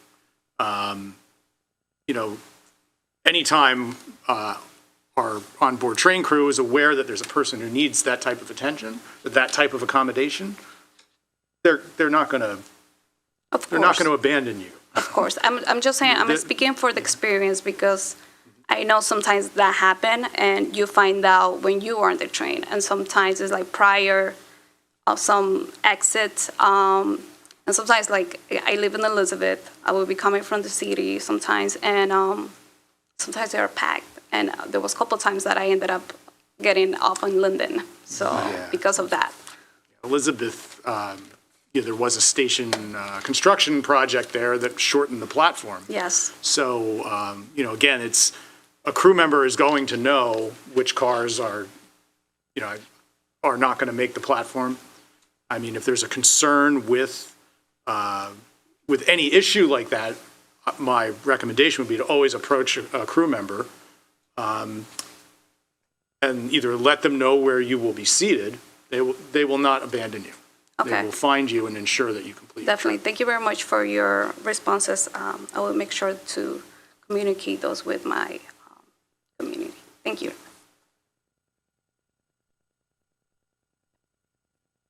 Hi, David Peter Allen, still in my personal capacity. I want to compliment the panel on these presentations today. A number of the questions that were answered were originally raised by members of our committee, and you had a lot of information, including some I didn't know, that I think would be of interest to our members. So my question to you, as something to think about, would be, is there a way that we could arrange to make these presentations available to our ScatterTAC members? Because I think almost everything you mentioned today would be interesting to our committee. And I'll just let you know that most or all of you know where to find me, so I would be interested in talking with you about that. I'll actually respond to that one. Thank you, David. We appreciate the compliments, and we do take very seriously the feedback we get from the Citizens Advisory Committee and ScatterTAC. Well, we're glad to keep working with you on that, Leo, and maybe sometime you could make a presentation to us. Well, I'll tell you, to that... By then, I'll be chair. I got it. I'll tell you, part of our intention with the Accessibility Forum, as I was mentioning, is to expand the venues in which we give out really good information. So to your point, when we get questions, really insightful questions like we get from the CAC, we actually choose this venue because it allows us to prepare and then share that information with the broad public. And then the presentations, as we mentioned, are going to be archived and saved so that anyone can get to them. Well, help us get the word out, if you would. That would be great. We'd appreciate that. Okay, sure. Thanks. Thank you.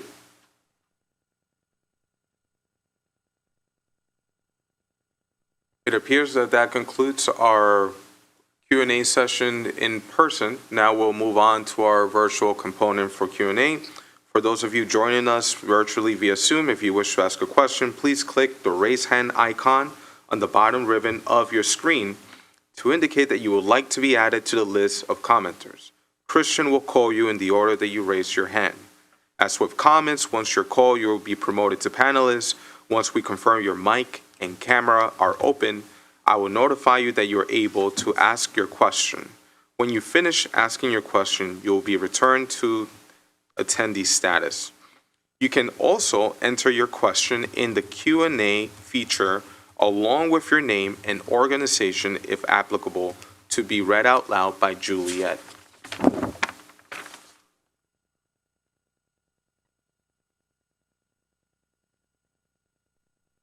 Please remember to direct your questions to the area and presenter for the purposes of clarity. Any questions asked beyond the scope of today's presentations will be recorded and addressed in a follow-up to this forum. Before we begin, we ask that you please say and spell your name and organizations, if applicable, before asking your question so that it can be used by our sign language interpreter when you speak. Christian, can you please identify the first person speaking, virtually speaking? At this time, we have two individuals raising their hand. I'm going to attempt to promote Adam Reich as a panelist. Adam, if you do not get the prompt to become a panelist, you will get a prompt to unmute your microphone.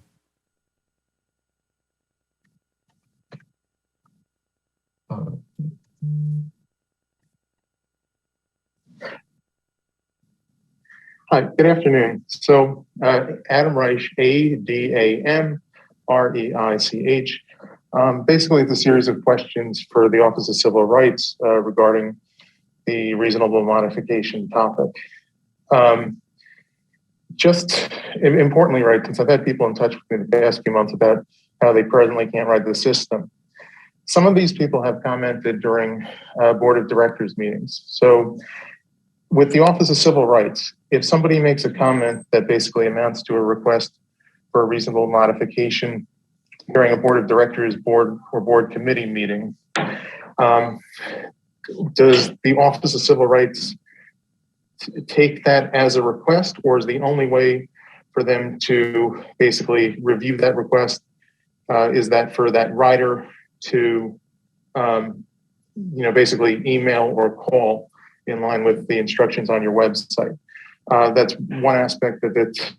The other is, on a related note, right? We've had riders who say they can't ride the system presently because of their condition. Today's form didn't really cover, the issue of like immunocompromised riders and those with a physical impairment. So is there some way, since I've had this segment of riders that I've been in touch with over these past few months, that we can collaborate so that I can ensure that those who might need a reasonable modification know exactly what they need to do, and that we can find some way to make the system more accessible to them if possible. It doesn't specifically have to be a mask car option as I've asked for. I just want to ensure, as I'm sure all of you do, that those who are able to ride with some reasonable modification are able to do so. If you're able to speak to this, just for reference, going back to my earlier question, for those, based on the comments of riders who have said they can't ride the system because of the present mask optional policies, has the Office of Civil Rights specifically been engaged on this? Has that not come to pass because maybe there haven't been individual riders making a reasonable modification request in the way that the Office of Civil Rights would typically handle that? Just again, a key thing for me is to make sure that I can tell those who may not be aware that, hey, what you've done so far doesn't qualify as a reasonable modifications request from the standpoint of the Office of Civil Rights. So I can relay to them in essence that, what you specifically need to do. So, again, if there's a way, perhaps offline, that we can discuss this and see if there's some way to facilitate more dialogue and ensure that there's clear and accurate communication going out to those who might need your services, it would be, I think, a good step and an appreciated step. Thank you for your time. Yes, good afternoon. Leota Sanders here. I'll take your question, Adam. I'll deal with actually, I think, the core of your question first. If you know of riders who are customers who are unable to ride the system and are looking for some guidance on how they can effectively do that, you can have them reach out through customer service, or if you want to reach out to customer service on your behalf, they can get those questions to us and we can give them specific guidance on really what their specific circumstances are and how they can utilize our services. I think, leading off of that point, when it comes to reasonable modification, part of what was there in Ed's presentation is that reasonable modification is not something the Office of Civil Rights handles specifically, nor is it something that we've created. What Ed Hoff was speaking to is really the guidance from the ADA about what reasonable modification requires. And usually, because those are so situation specific, they are handled by our personnel, our field personnel at the point of contact. So for rail specifically, the conductor or the customer service office. As Ed mentioned, if in certain circumstances you want to request or put something in advance to the customer service office, you can do that. But it's certainly not required to contact the Office of Civil Rights. And we empower our field personnel to be able to make decisions regarding reasonable modification because they tend to be so situationally specific. So I think that addresses the core of your questions. But again, if you have folks that say they cannot ride for some reason, we would certainly like to know about that. I will say that we have not gotten any information about that. And we, the Office of Civil Rights, do monitor to make sure when there are engagements with customer service regarding people with disabilities, we do look for those kinds of issues and trends so that we can also partner internally to address those issues. Thank you.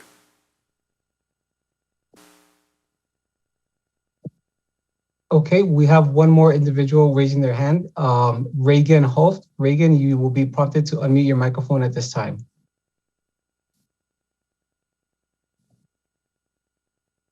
Okay. Am I unmuted? Yes, we can hear you. Okay, thank you. Hi, my name is Reagan Hoft. That's RAEGANHOEF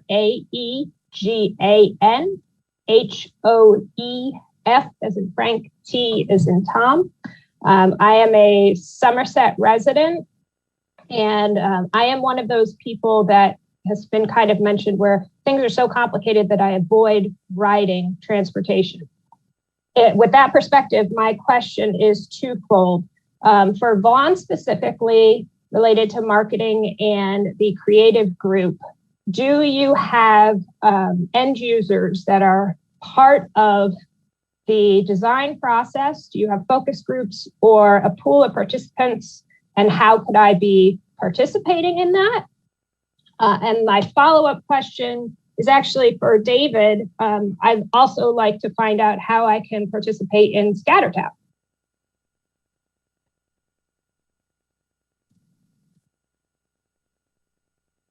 Go first for my first part, Regan. So I would say, unfortunately, we don't always have the luxury of getting to run all of our creative past end users and formal qualitative research, though I would absolutely love to be able to do that. Just the volume and the quantity and timing of that often doesn't permit that.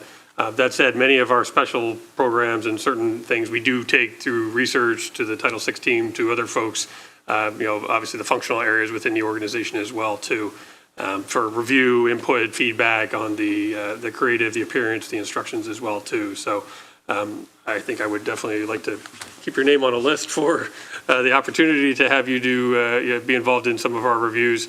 But as of now, we don't do a formal external review of every single piece of creative that comes out of the group. Just want to add on to that, Vaughn, that, one of the things, and this isn't specific for you being able to review creative, but I think it's generally good for folks to know, internally, we in the Office of Civil Rights and Diversity Programs have a very strong partnership with all of our partners, and especially marketing. You may have heard when President Corbett was mentioning CERGs, what we call our company employee resource groups, of which we have 6 dedicated to different communities. One of which is NJTAG, which is our abilities group, which is made up of employees who also happen to be either members of or allies and advocates for customers with disabilities.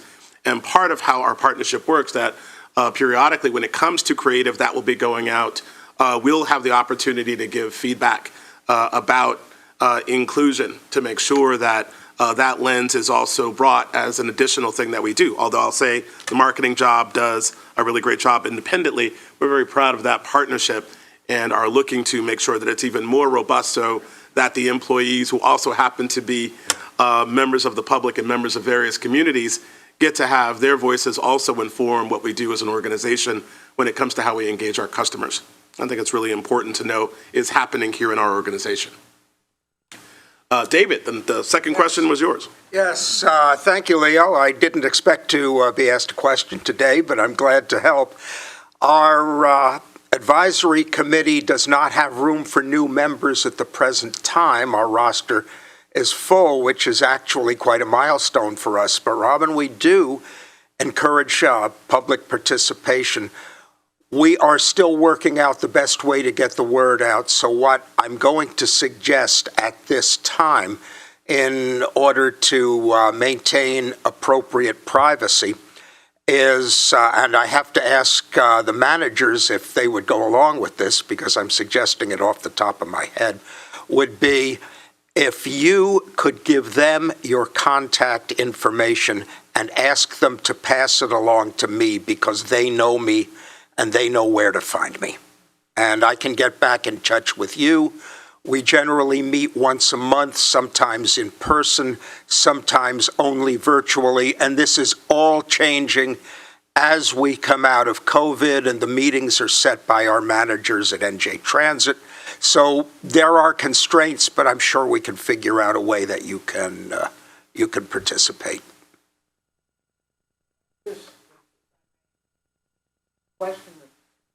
My suggestion would be that, why don't you come up to the mic, Phil? That's how the folks virtually can hear you. Oh, sorry. We are, as we mentioned, open to public comment. My suggestion might be that she could email to the director of local programs that she's interested in, and when the notices come out about our meetings, she could be emailed back with the call-in numbers and that sort of thing. I do note that our January meeting right now is scheduled for members only. We have an important matter to discuss, which will be at length, but in other meetings, certainly if we could get to her the call-in numbers, we would welcome her, and we do have public comment at all times. I didn't want to give out the email address unless it's all right with everyone else, but my suggestion would be she email indicate she's interested so that when the notices come out, she could be given those notices via email. That's great. Thank you, Phil, and thank you, David. And I think makes that sense to me, too. great. That's good advice. I'll say if you could reach out through customer service, we'll make sure that that gets to the right person and we get the right information to you. Thank you. Okay, we have one more individual raising their hand. Carly Starrett, you will be prompted to unmute your microphone at this time.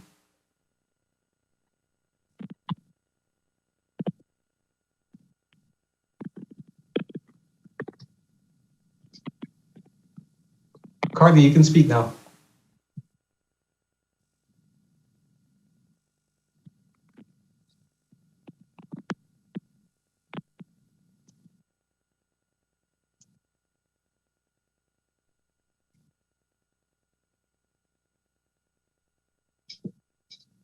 Carla, can you hear us?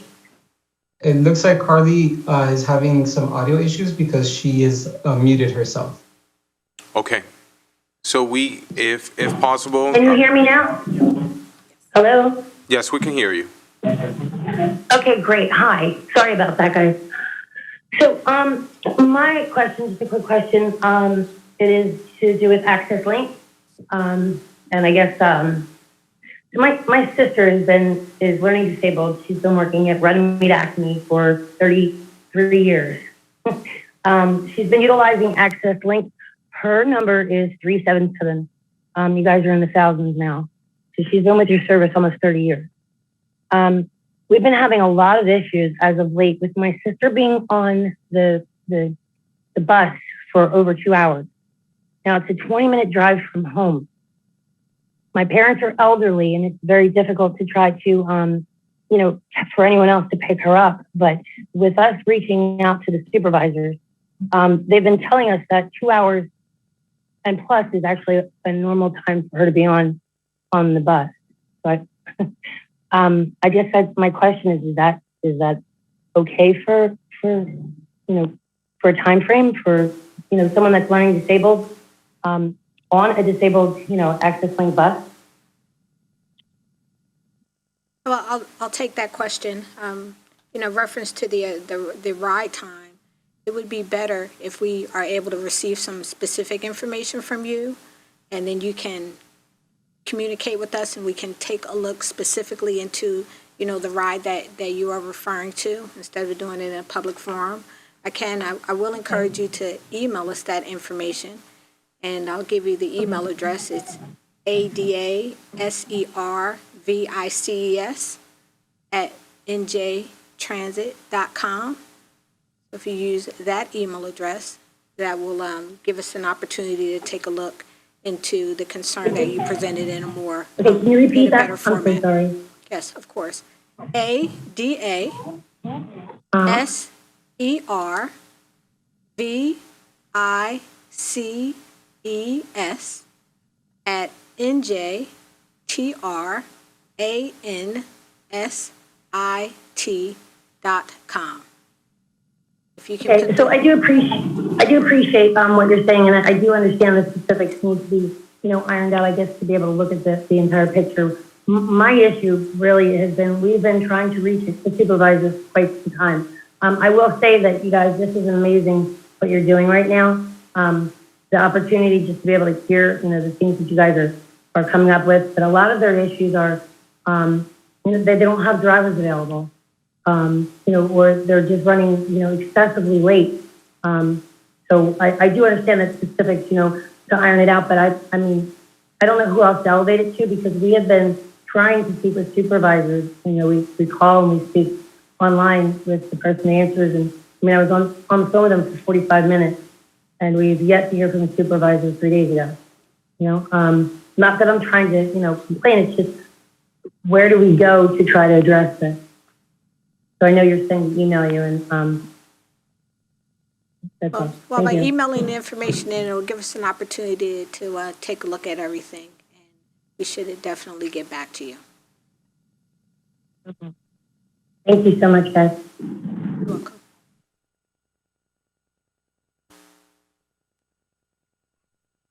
Thank you for your questions. Christian, do we have any more virtual speakers? Yes, we have one more.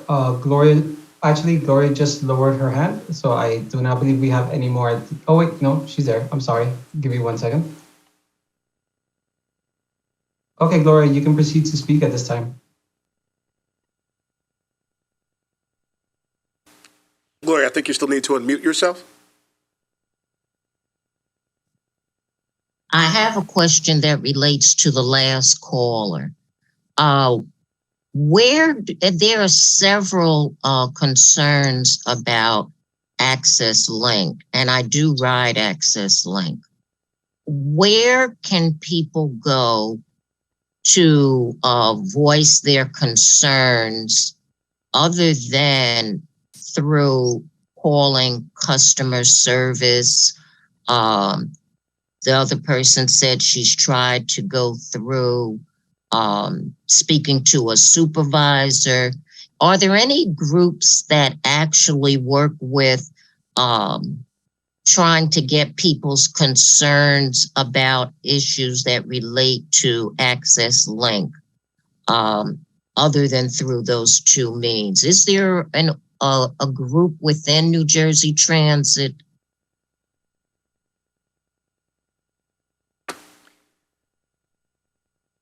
Gloria? Yes. Yeah, I'm not aware of any, in reference to your question about a specific group to speak to in reference to concerns that you're experiencing with Access Link. I would encourage you, as I encourage everyone, to speak to Access Link.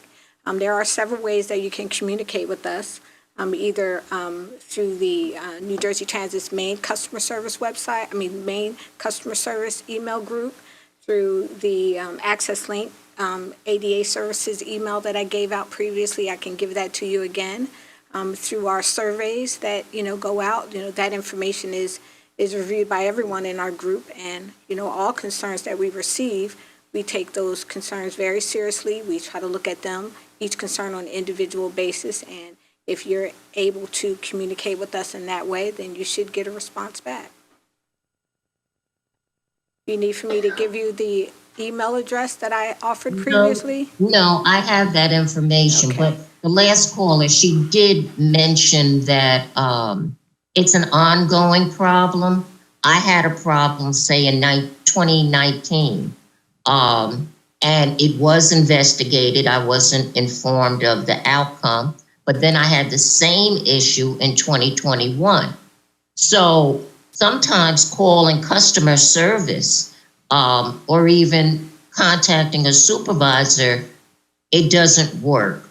So is there any type of entity that listens to the concerns of those utilizing Access Link? Is there anything within New Jersey Transit? So again, I would encourage you to use the contact information that we've provided. And also, if you feel as though the Access Link customer service isn't responding to you in a quicker fashion, you also have the option to go to New Jersey Transit's customer service, and then that information still, trickles down to us just in case we miss something. Okay, thank you. Gloria, I'm just going to chime in here to add in that, one of the partnerships I spoke about with all of our partners here in New Jersey Transit is from the Office of Civil Rights perspective.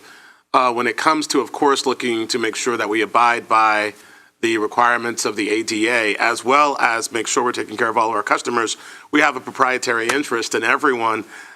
We work very closely with Access Link, and we can certify that all concerns they receive are taken seriously. Obviously, there's a lot of challenges environmentally right now that Chris spoke to a little bit in her presentation.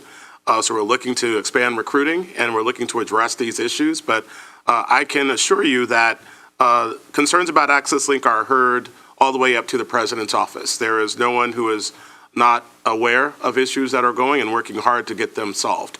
So if you think it's a matter of making sure that it's heard, I just want to assure you that it is, and we're working hard on it collectively as an organization.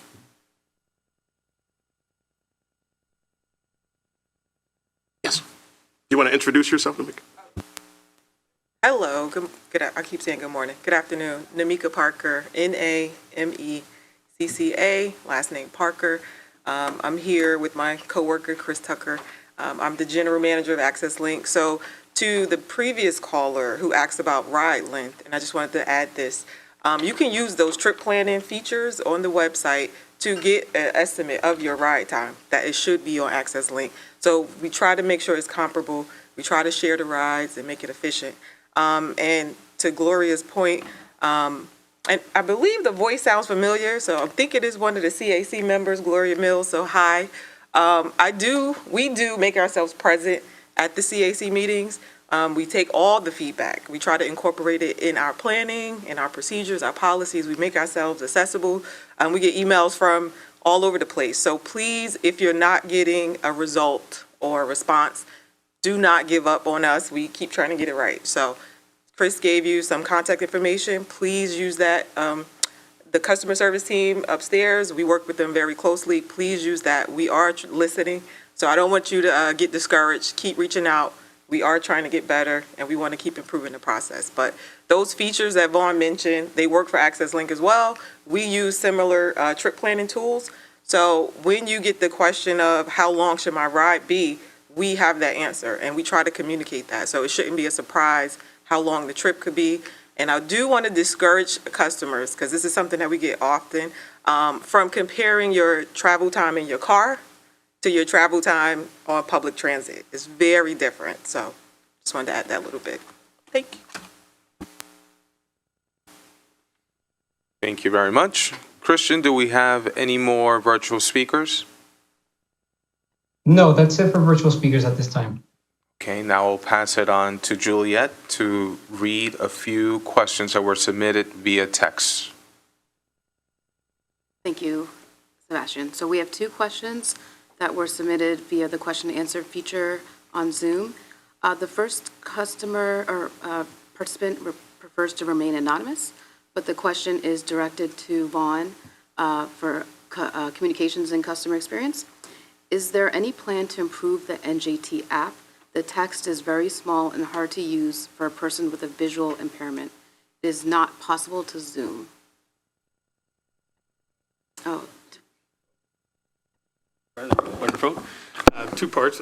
Lots of plans and improvements coming to the NJT mobile app, separate from the visual piece. I'll have to go back actually and get a check-in with our IT partners. I know viewability has been on our feature list of things to address. I don't have any info at my fingertips on what or when that might be coming.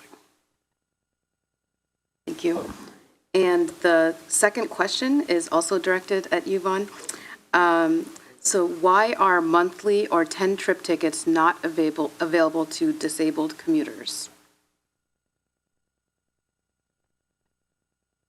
Yeah, I'm not totally sure that's a marketing or Okay. communication customer experience, but more of a Apologies. finance policy question, but are not available to I think is the customer, is the person asking about reduced fare? Do you know? So this is another participant who preferred to remain anonymous, but added some extra information.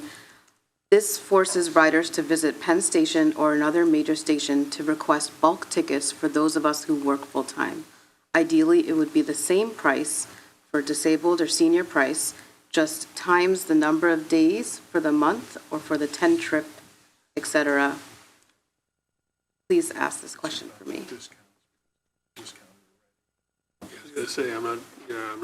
Sorry. I'm going to say, yeah, that question sounds like it's more specific, and so I'm going to say that we're not prepared right now to answer it because I don't think we have all the information that we need to do a complete job of doing a thorough answer. So please, if you would submit that through customer service, we will get an answer to you definitively about that, but we're not prepared to answer it today is what it seems like. I don't want to give incorrect information. Thank you. Thank you, Leo. And that is all the questions we had submitted through the question and answer feature. Thank you, Juliet. Thank you all for your questions. This concludes the Q&A portion of our meeting and our program for today. I thank you all for your participation and engagement throughout today's forum. I will now turn the meeting over to Leo for closing remarks. Well, thank you again for a very engaging and active conversation regarding accessibility. This concludes today's forum, but not this conversation. As I've mentioned at the start, this forum is an ongoing, deeper dialogue on the subject of accessibility. By end of day tomorrow, we will distribute a survey to get your feedback on today's event and how we can improve it for the future. Please make sure we have your email address so you can participate in the survey. Also, we will be asking about any additional comments you have regarding accessibility, so if you didn't make a comment today, you will have an opportunity to do that via the survey. Within the next 2 to 3 business days, an edited video of this forum will be made available also at njtransit.com/accessibility, along with a link to the survey. Thank you for joining us for today's forum.